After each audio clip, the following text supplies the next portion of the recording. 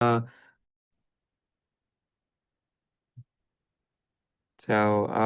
yeah, I just want this talk to be like a discussion, and I don't want to. There are not many slides first of all, and even if there aren't many, I don't mind staying and talking about the initial, the basics, and staying on that, and then not rushing through all of. I don't want to try to rush through all of them, so you don't understand most of it, but I would rather just try to. Yeah, keep it shorter, like keep the content shorter, but you guys try understand it much more. That's what I'm hoping for. Um, okay. So I think it's a good time. Okay. So hello, welcome. A little bit of myself. I'm Aman. I'm a graduate student. I'm PhD in technically in electrical engineering. But as you know, quantum computing is so interdisciplinary. It's not confined by which department you are in. And I work on quantum computing, quantum algorithms, information entanglement, that and quantum information, that kind of stuff.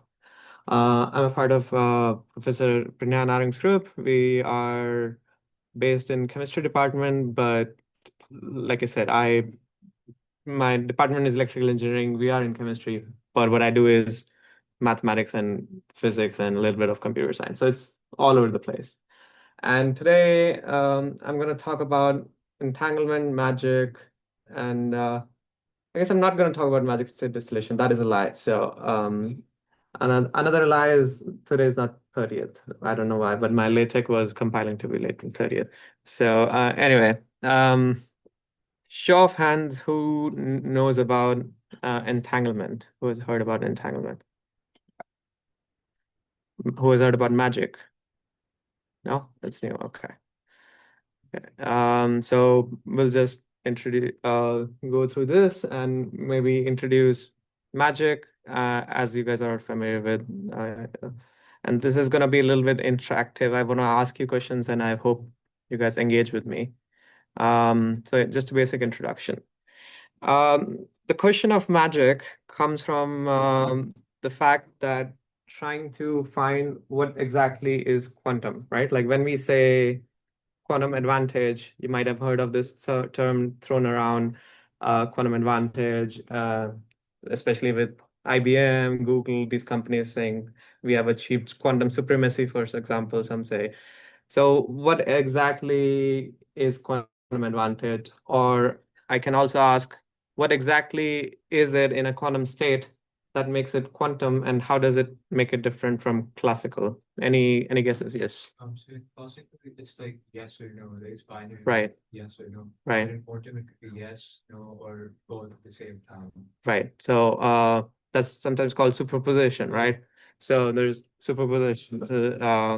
Exactly, right? Is it people think that, yeah, superposition you have if you have superposition, then it is a quantum state and you get quantum advantage. Anything else? Anything else you can think of? Hint, it was also in the title of her. It was first word of the title. Yeah, entanglement. You might have heard of entanglement and might have heard of like no cloning theorems maybe, or like spooky action at distance, all these things. So you can say like entanglement. Is that something that is inherent to quantum systems that is not in classical systems and gives us quantum advantage? Turns out for that many, but not all, of quantum states with entanglement and superposition can be classically simulated, right?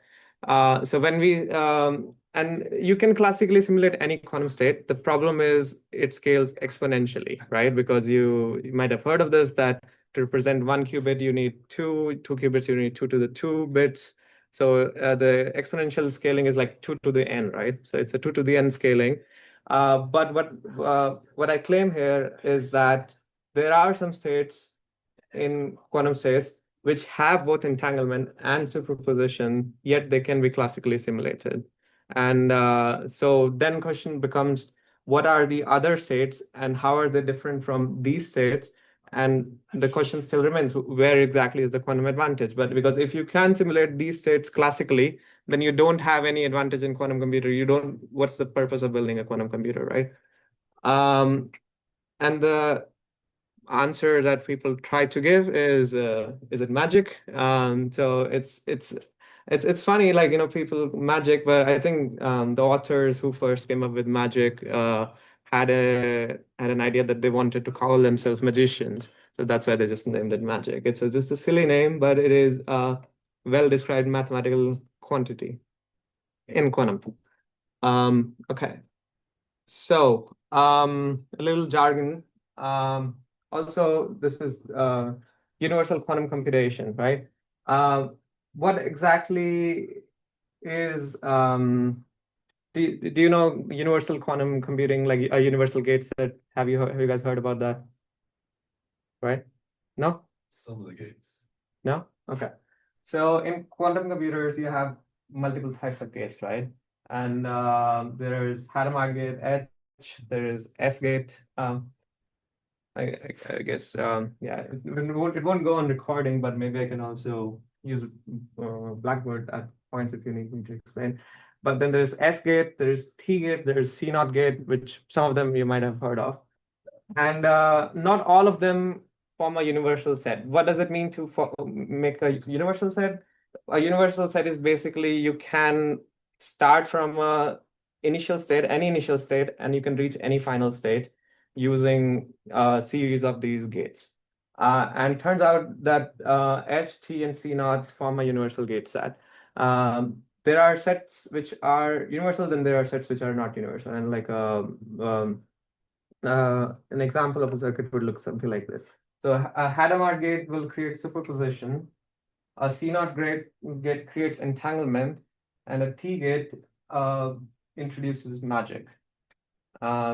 This is a hint that if I'll just a little spoiler that if you only have these two gates in your circuit, then your circuit can be classically simulated.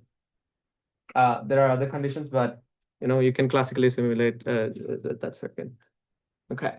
So going into a little bit more background and a little more jargon. Um, have you guys heard about poly gates? Poly sigma X, sigma Y, sigma Z, X, Y, Z, also called like poly matrices. X and Z that we've been using. Yeah, yeah. Okay. Yeah, you might have sometimes they are called XYZ, sometimes they call sigma X, sigma Y, sigma Z. There are different ways to say that. And these are single qubit poly rotations. You can think of it like that. And they allow you, like they perform. So this is an X gate. What do you call X is a NOT gate, right? If it operates on a vector, if it operates on a qubit 0, it will change it to a qubit 1, for example, right? And then there you can combine these gates. For example, you can do a combination of X and Y gates, and you can form a Hadamard gate, right? And any single qubit gate can be written as a decomposition of XYZ gate. This is uh, it so the presentation will get a little mathematical, and I hope you'll just bear with me. And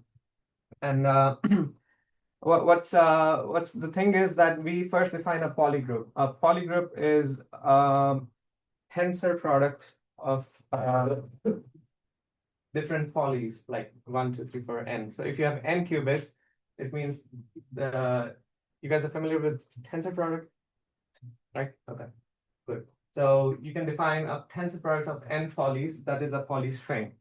And all polystrings together form a polygroup. And we don't need to go into the definition of group, but it's basically a nice mathematical structure that has some certain properties, and you can use those properties for a group to do like group algebra and little mathematical, but we don't have to go there. So it just imbibes the struct set with some certain properties once it is a group. And these are another some jargon, so please, if you understand it, that's good, but you don't have to. Anyway, what is a stabilizer group?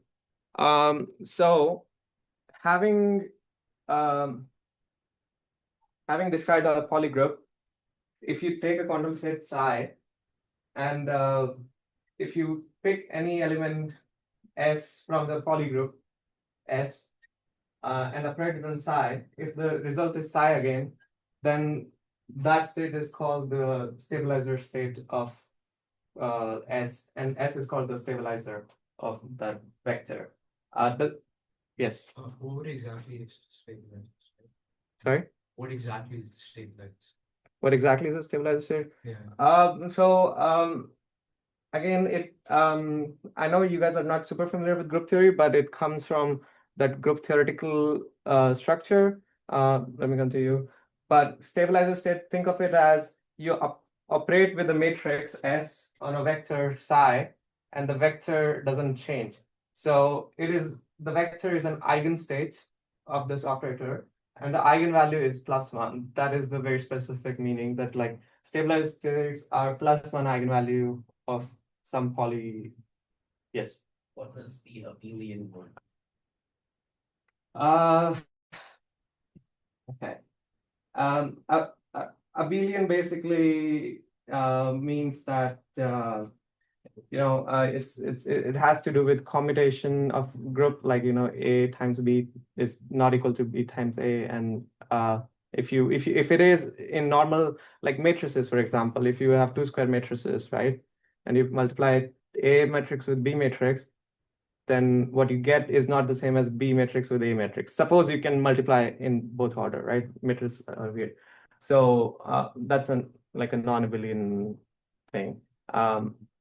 But polys form an abelian subgroup. Subgroup. So I should have maybe not included all that, but good question. Anything else? No? Okay. So for example, we saw XYZ gates, right? And if we are given gate Z gate, right? What is the step?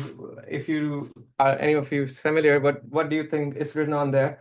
But what is the stabilizer state for a Z gate? What would you think? Like Z gate applies on a quantum state, and the quantum state doesn't change. Yes. Z only acts if it's one, so if it was zero, then it wouldn't change.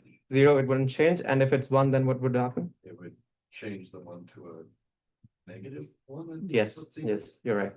So Z will flip this, the phase basically, it's a zero, it converts 0 to 0 and 1 to -1. So zero state is a stabilizer state for the Z basis. And let's go to 2-qubit. You guys might have familiar with Bell states, we say. If you're given 0, 0 plus 1, 1, the solution is right there. But what do you think? I should maybe hear this. Okay. What do you think is a stabilizer state for this? So you can think that the stabilizer for 0, 0 plus 1, 1 are both of these. You can check. You can check because if you apply X on first qubit, X on second qubit, this becomes 1, 1, and this becomes 0, 0, right? So it doesn't change. And if you apply Z1 and Z2, so this doesn't change because Z doesn't do anything on 0. But 1, 1, they both carry -1 sign and it becomes +1. So you get a stabilizer, subgroup for this stabilizer state. Now, why am I describing all this? All this connects to the previous question that I raised, was that I mentioned that there are some states which are quantum states which have superposition and entanglement, yet they are classically simulable.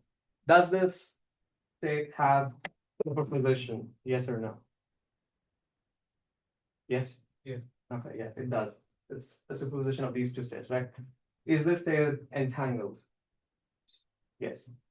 Yeah, it is entangled. You can think of entanglement as if you can separate it, then it's not entangled. If you cannot separate it, then it's entangled, basically. You cannot separate 0, 0 plus 1, 1, like first qubit and second qubit. You cannot factor each other of them out, right? So it is entangled. So it does have superposition, it does have entanglement, yet I make a claim that this is any operation on this, not any, but like a certain set of operations on this state is classically simulable. You don't need quantum computer to do any of these operations. So that's where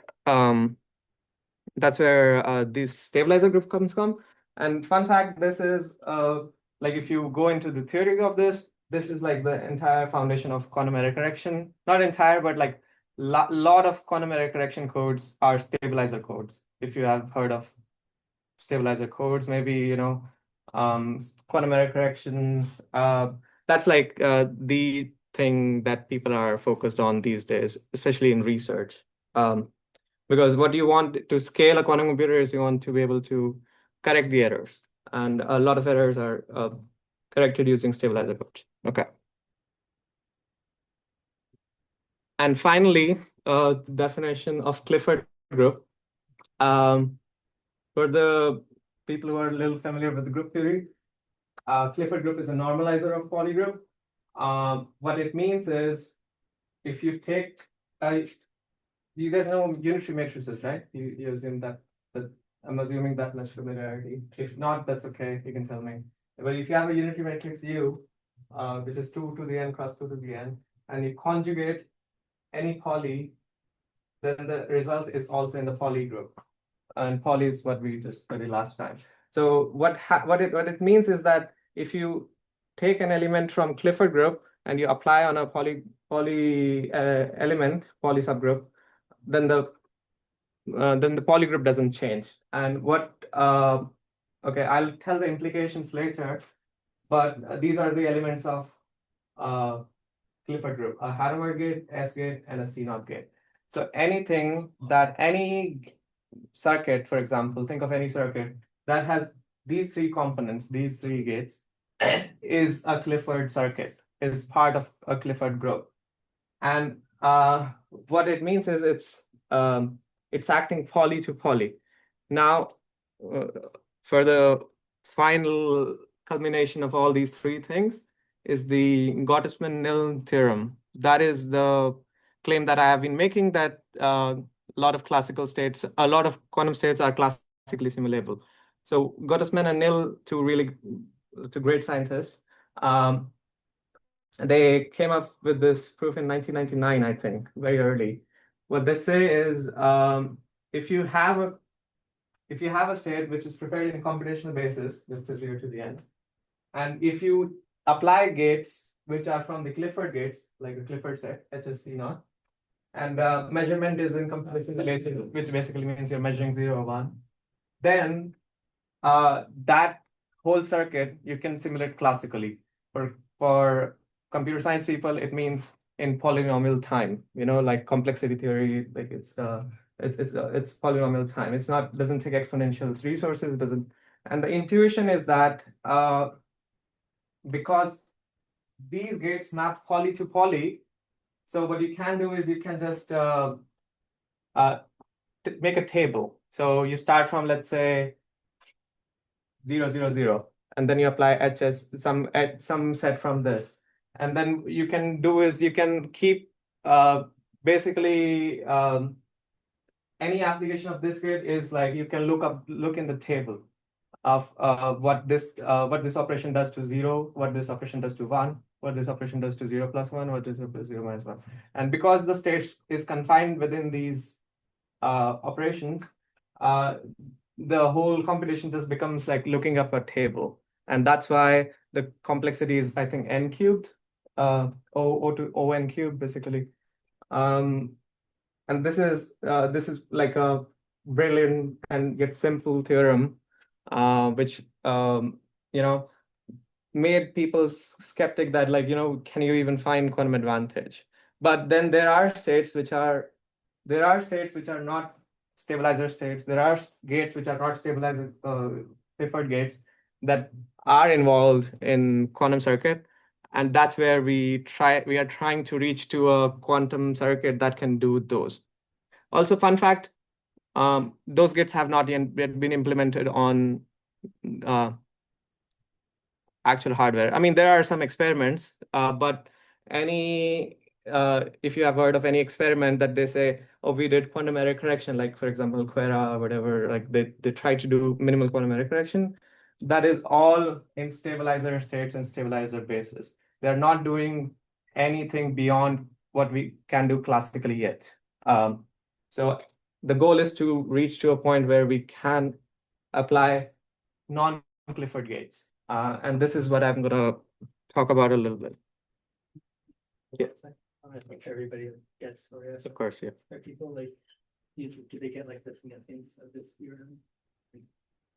Do you really do you want to? Yes.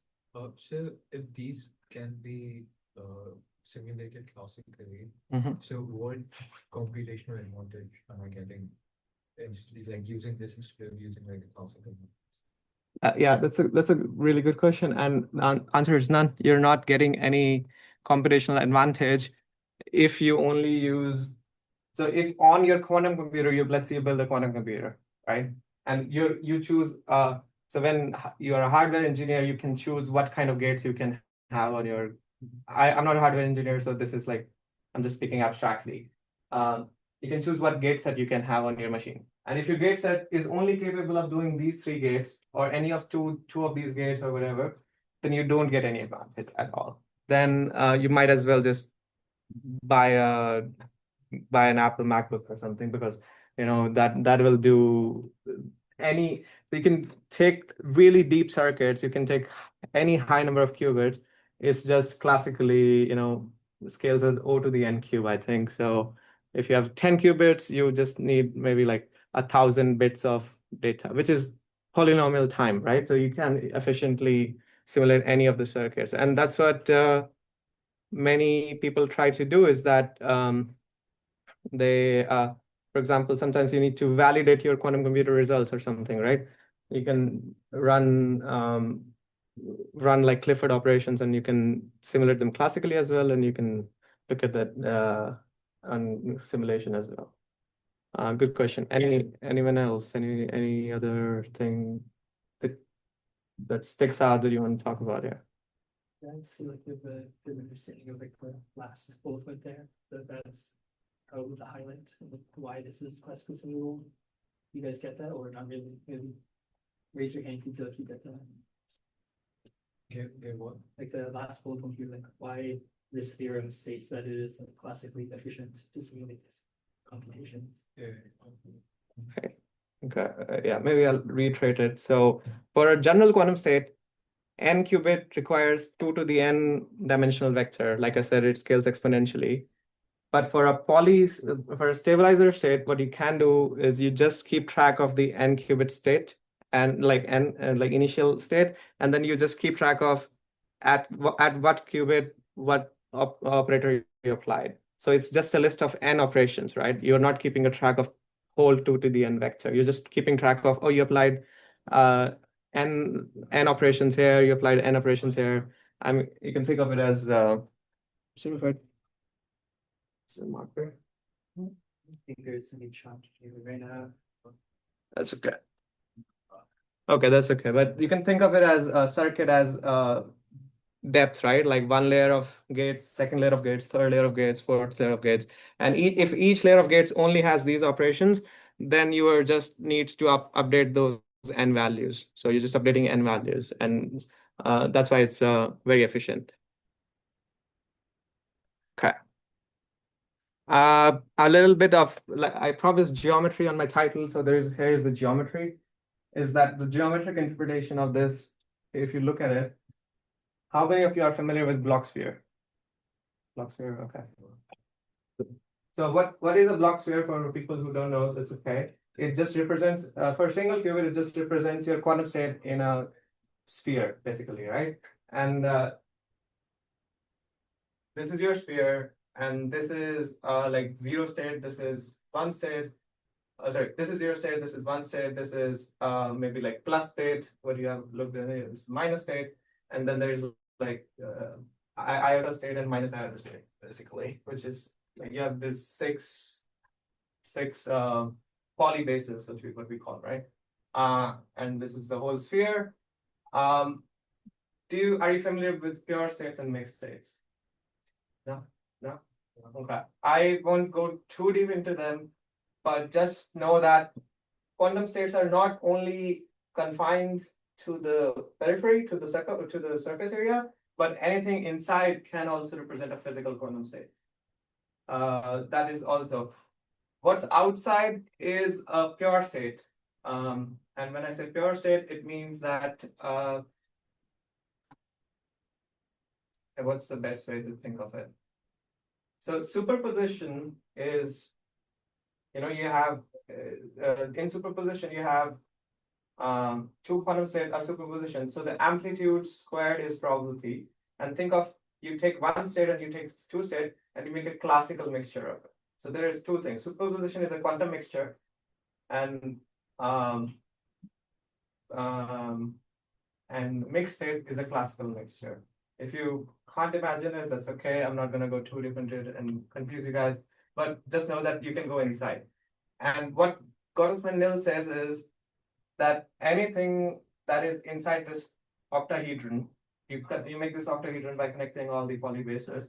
Anything that's inside this, you can classically simulate. If you want to know more about it, I can tell later, but take my word for it. But that for a single qubit, that means anything that's outside between the sphere and these states on the sphere and inside, which are not inside the octahedron, you cannot classically simulate. So our goal is to reach these states, and this is where you need the T gate, or any other gate that is not a Clifford gate. So any non-Clifford gate plus what we had Clifford's can allow you to reach any of the states there. And so this is what is called so those states which are outside this octahedron are called magic states. They contain that magical thing, that like quantity that you cannot otherwise reach using Pauli stabilizers, right? So that is something that is non-classical, a truly non-classical thing. Okay, this is a little bit of summary. Yeah, like n square space, n cube time. So entanglement doesn't provide speed up necessarily, and you need non-Clifford gates, for example, T gate for a speed up. That's just this is a summary. Okay, so magic states. I won't go into the jargon again, but this is saying what exactly this is the same state.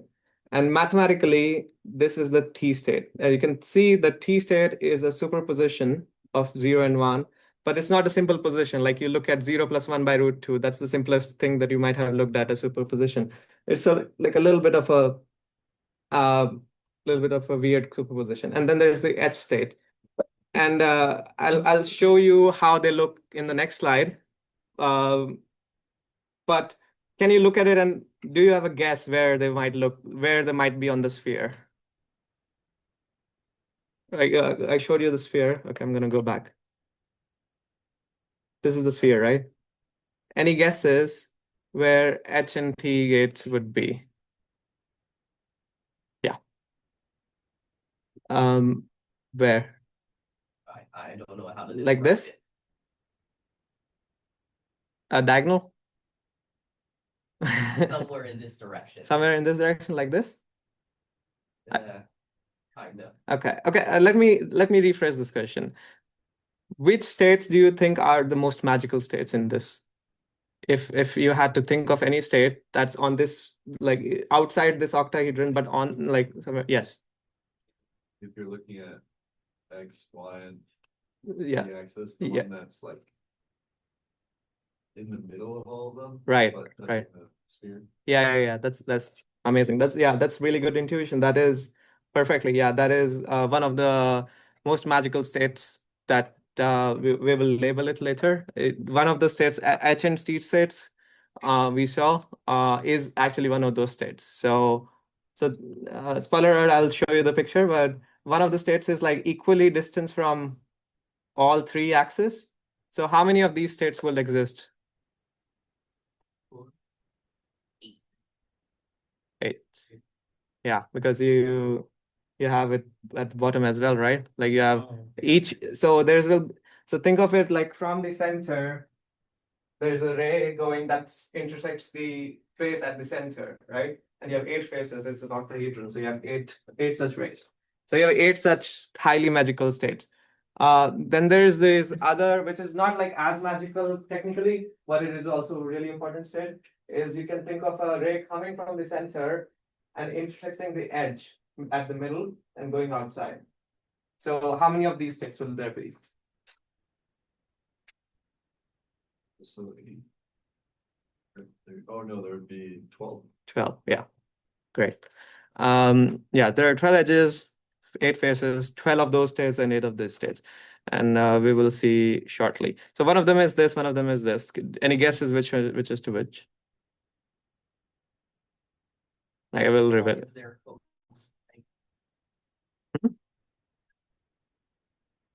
That just comes from the angle. If you take a quantum state, there's a mapping from a quantum state to the block vector, and turns out, it's half the angle, so it's not pi by. I think it's maybe I miss. Okay, I think one of them might be wrong. One of them might be wrong. So let me. That might be a typo. I'm sorry. So one of them shouldn't be pi over 8. It should have √3 somewhere. Good catch. Thank you. Okay. So what these states allow you to do, any of these, if you have access to any of these, is you can take that and any of the classical things, and you can combine, and then you can cover the whole block sphere. Think of it like if you need to cover, like if you have this blackboard, right? And I give you one vector, and I ask you, you want to start from this point and you reach to any other point on the space, like what kind of vector would you need? A second vector. Yeah. Any that's not in the same. Yeah, that any that's not in the same linear. So think of it like that, but in a higher dimension. That T states allows you to reach those states which are non, like, there are technically provide you a rotation that is not a rational multiple of pi. So it's just it allows you to cover the whole space. And this is the same thing. Okay, I'm gonna play this. Sorry, this is a little weird, but so this is the edge state we talked about. There's 12 of them, and you can see, uh, and oh, huh? That okay, yeah, this is the T state. Sorry, it's a little janky. That's what, if you try to make your presentation in LaTeX, that's what it does to you. So the T state is the more magical technically. Okay. Good. Really good. There's a whole paper by, did I cite it? Yeah, this one. This is no, this is Gottesman nil. Okay, I guess I didn't cite it, but look for Bravi-Kitaev if you're interested in how to make these states and stuff. So they go into a complete theory. That is what was on my title. It's called magic state distillation. What you want to do is you want to make these states, and these states will help you do universal quantum computing. So that's what magic state distillation is. And I'm not going to talk about distillation, but I'm going to talk about something else. I'm going to talk about information theory, a little bit of information theory. So I told you, how long we're going till 6, 7? Okay. I won't rush. Any questions first from last? Anything you want to know? Anyone on Zoom has questions? Or Zoom? Zoom not. Okay. Right. So now we. Hmm? Yeah. Oh yeah. Okay. That's Okay, I'll go over each one of these things. So now we come into, this is like a little bit more mathematical part. Now I've given you hopefully a geometric picture of where these states are. What you want to do for information theory perspective is you want to, like, physicists and mathematicians both, like everyone likes to put numbers on things, right? Like you don't want to just say, oh, there's magic in there. You want to say how much magic, like what is the number that we're talking about, right? And magic basically quantifies how much non-Cliffordness or non-stabilizerness is there in a corner circuit. And remember, obviously, that Clifford circuits can be classically simulable. So anything that is far from these Clifford states is magic. And we want to quantify how far, in a way, are these states. And quantifying that is, you say there is a function m that takes you from a quantum state rho to a real number r, and it should be a monotone. And this is a little bit of, again, a jargon, but what is a monotone? Monotone has like a magic monotone specifically should have 4 properties. Faithfulness, which is if a stabilizer state, if I give you a stabilizer state and I ask you how much magic is in there, what should you tell me? How much magic would there be in a zero? There, right?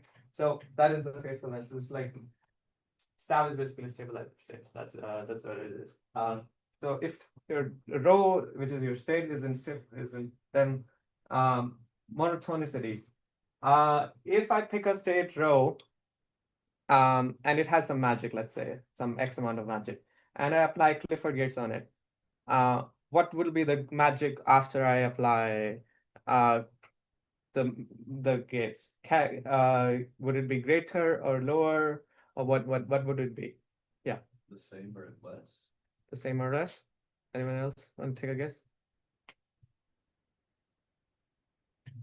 No? Okay. You are close. It should be the same. It shouldn't change because Cliffords don't introduce any magic, right? So Clifford operations, basically stabilizer operations, you shouldn't you should expect the same amount of magic. So that is invariance actually. So any invariance. Monotonicity is something similar. It's like, you pick a stabilizer operation, you sandwich it, and I tricked you because that is stabilizer. That is um, and convexity. I won't go into details. This becomes a little mathematical, but it should be a convex function, shouldn't be a concave function. Any questions? I can go in details, but I know it's a little too mathematical. So yes. Who chose all of these names? That's a good question. I think some of them are very intuitive, like monotonicity. You might have heard of monotonic functions, like they are always increasing. That is what it is. Convexity is when I tell you convex, what do you think of a convex thing? Like a convex function, right? Like this, right? This is not a convex function. Looks like a concave function. So that is name. I honestly don't know who chose this name, but it kind of, it's just intuitive what they're trying to say. So this is any function. Sorry, give me a second. I'm sorry. Okay. Yeah, sorry about that. So any function m that can take you from this to this, we call it a monotone, and we can say that, oh, it is a magic measure. And this is going into a little bit of like a branch of mathematics we call measure theory, which tries to, introduce measures on these spaces, etc., etc. If you're interested, look into that. Another example of monotone would be entanglement. So we have looked into magic right now, but we can also look into entanglement. Like, how do you quantify entanglement? You can ask me this, and I don't expect, but it would be, if any one of you is familiar with entropy, how many of you people are familiar with entropy? In what context, if I may ask? Physics? Okay. It's just like an extension of entropy of like if you know of information theory in if someone who's an electrical engineering student, they do. I know you're a freshman, so probably I shouldn't. No, you might learn that in information theory. And this is like a quantum analog of that. It's just an extension on a matrix instead of a probability distribution. Is that you can define an entanglement entropy. S rho is the PR is a trace, rho log rho. So trace familiar with trace? Yeah, trace is basically you sum the diagonal. That's it. It's what? It's the sum of the diagonal. Oh. The trace, yes. Take log of a matrix, That's a good question. How do you square a matrix? multiply by itself. Okay. Are you familiar with like power series and like what is it called, the like you can expand any function like for like a Taylor series. So think of Taylor series. If you expand log a function as a Taylor series around some point, then it's just a polynomial, right? And that you can take m square, m cube, you can do any power. So think of it as a, yeah, it's very cool. You do all of that. There's if I had chalk, I would also anyway, but this is an interesting topic of its own. So you can take logs and you can, good question. So yeah, this is the measure of entropy, entanglement entropy. So notice that I didn't tell you what the M function is here, but I told you what is the S function, which is like entropy. This is also a monotone, of course, in a sense. So but I didn't tell you what M is. That is because I'll come to that in my next slide. But magic is relatively new. It's harder to compute, and people don't agree what is the best function that can calculate magic. Entanglement is very universally agreed upon. Everyone is like, yeah, this is mathematically sound. You can check, it follows all the monotones to measure entanglement entropy. That's a very standard measure. There are other measures, but this is like, very universally agreed upon.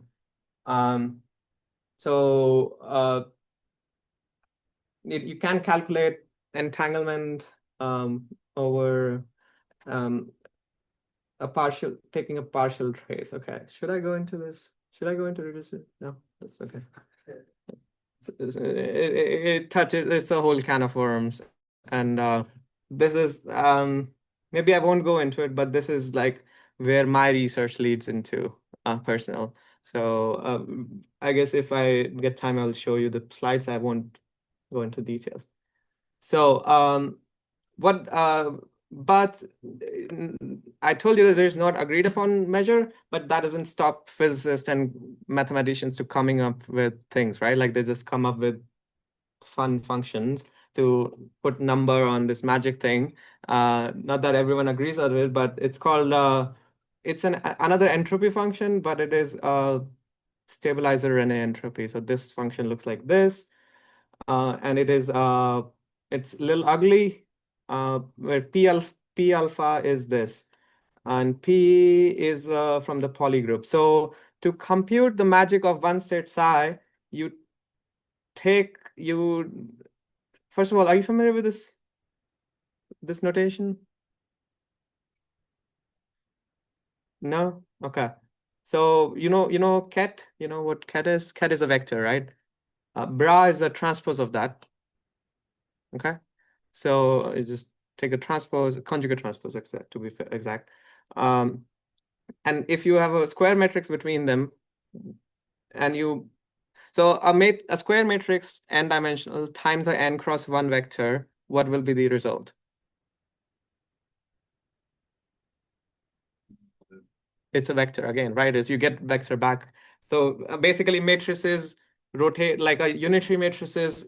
Think of a unitary matrix as a rotation in the sphere on this n-dimensional vector, right? And if you multiply it with a 1 cross n vector on this side, what will you get? A single number, a scalar, right? So this is what we call, this is an expectation value of this operator P. It's just saying that if you measure, okay, another kind of worms, but think it's a number basically, right? It's an expectation value. You can measure it. And you have to sum it over all polys from your poly group, and there are a lot of poly groups. So it's not hard to calculate this thing, but it gets it gets complicated super fast. It's like a lot of computation here, a lot of poly groups that you have to calculate over. Then there's linear stabilizer entropy, which is also includes this term. Okay, cool. Yeah, maybe I don't talk about this because this. Let me give you an abstract picture. Let me give you an abstract picture of this instead of talking the math. So, what is entanglement? If I ask you, define entanglement, anyone? Yes. It's just when the state of a second qubit depends on the first qubit. So Right. if you measure the first qubit to 0, then you can already assume that the second Right, is- right. So, in information theory, really well put. In information theory, I will add is you can think of it as there is information stored between the relations of two qubits, right? If you know the state of, like you said, one qubit, then you have information about and that is what your entropy quantifies. Entropy is basically, you've heard of it. Entropy is also information, right? You might have heard of, maybe, no? Okay. It's a fun thing. That's where the black hole paradox also comes from, if you're interested. Anyway, so think of entropy as information, which is like, if the two subsystems have entanglement, then there is information between the two systems. So you measure one, you get information about the other. Depends how much information, depends on the entanglement. Similar thing is with magic. So what I defined here in my earlier slide is this function m on a psi, and this psi is basically up here like a state, right? But think of this psi can be made up of 2 qubits, 3 qubits, 4 qubits, any number of qubits, right? Now I want to ask that let's say you are given 3 qubits, right? And there is 1 qubit. I'm going to ask how much magic is between qubit 1 and qubit 2 and 3, right? What does that mean? What does that mean is that, let's say I give you 3 qubits and I give you all unitary operators. Like you have access to every unitary operator from every axis. So you have two subsystems, which how I will call it. One subsystem is qubit 1, another system is qubit 2 and 3, right? So you can calculate entanglement between them, but to quantify the magic between them, what you need to do is I will give you this all access to all unitary operators, and I say you can apply 1 qubit gate onto your qubit 1, and you can apply 2 qubit gates on your qubit 2 and 3. So you have these two kinds of unitary operators, any of them. Then having access to all of those, what is the minimum magic that you can get out of it? Like of each subsystem. And what it means is that if you apply this unitary gates and maybe it turns out to be 0, you like one of the unitary gates result into a value that you calculate m, and the m turns out to be 0. That means there is no magic between the two. And if it is non-zero, but it means that even if I give you access to all operators, all unitary operators, you cannot get rid of this value. There's this minimum number of magic that's in either of those two subsystems. So what we call that non-local magic, the magic that's stored between the entanglement structure of the two states. Is it making sense? A little bit? Okay. Again, this is very intuitive. This is, think of it as a UA and UB are two unitary operators on the screen. And UA acts on subsystem A, UB acts on subsystem B, and you have access to all possible UA and UB. And even then, if you cannot remove magic from the system, then there is some magical information stored between. And that is also very interesting field of research. That is exactly what me and my research group are looking into. Yeah, I think I'll stop here because this is my research, and this goes into I will need to introduce more things, and I think that's maybe like a little too much for one day. Give a high level overview, that could be pretty cool. Okay. Alternatively, we can also do a short like Q&A, people want to ask like who you're working with, like other things like that. We can do both. Show of hands if you guys are interested in my research. Okay. You don't have to be nice. It's okay. It's a no. Great.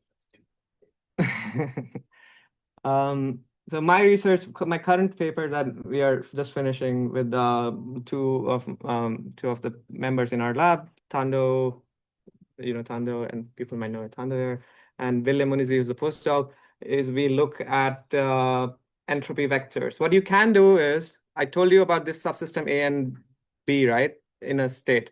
So imagine if you have three A, B, C, right? Like if you have a state with 3 qubits, what are the all possible partitions you can make of this? You can make like a partition A, you can make a partition. So if you make A, then the other partition is BC. Then you take B, then other partition is AC. If you take C, then other partition is AB, and so on and so forth. And if you have 5 qubits, for example, then that becomes A, B, C, D, E, B, A, C, D, E, etc., etc. You can like enumerate it. Once you have created these partitions, then you can calculate entropy, and you can try to calculate magic on that.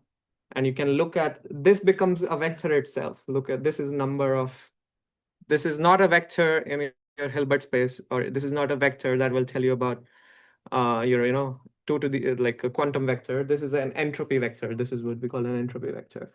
And you can look into how this entropy vector changes as you apply gates, as you do some algorithms. Or there are some interesting things about this entropy vectors. Like these entropy vectors cannot go outside some certain area in this abstract vector space. What are those areas? Why those, like, how do you, and in some cases you can get out of those areas, but those are very specific. So you can look at all those things. And in this project, we tried to use machine learning to create an agent that can do exactly that, basically get out of that area where you usually cannot, but there are some cases in which you can. It's hard to find. So that's why we use machine learning. There's some of the results I'm just showing you. Right, okay. Maybe this picture is a good final takeaway, is that quantumness, as I started with, coming back to it, you can't just do with entanglement, because we saw there are some entangled states you can simulate using classical. So you have essentially 2 resources that you need. You do need entanglement, but you also need magic. And you can think of it like as a 2-axis thing, is that there are stabilizer states that have very high entanglement, but 0 magic. You can classical simulate them. There are some states which have super high magic but low entanglement. You can't have 0 entanglement. You will, these are called matrix product states, if you have heard of it. And then there is like a whole swath of states. Hilbert space is very big and very vast. So there are a whole lot of states which have mix of both. And it's very interesting to look into, like, how do you get to these states, and look into the trajectories. So that is the quantum we should hope to harness the power in coming years in our quantum algorithms. Okay, yeah, that's I guess that's a good finishing slide.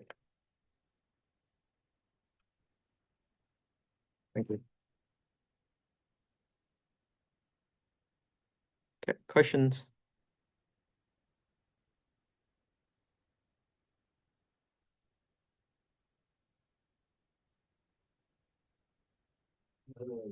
Question about that final slide that you had. What are the lines, like the different colored lines, the blue and the red? Oh, that's just like an abstract representation. We just wanted to, like, that is something we just like, you can reach there. So it's also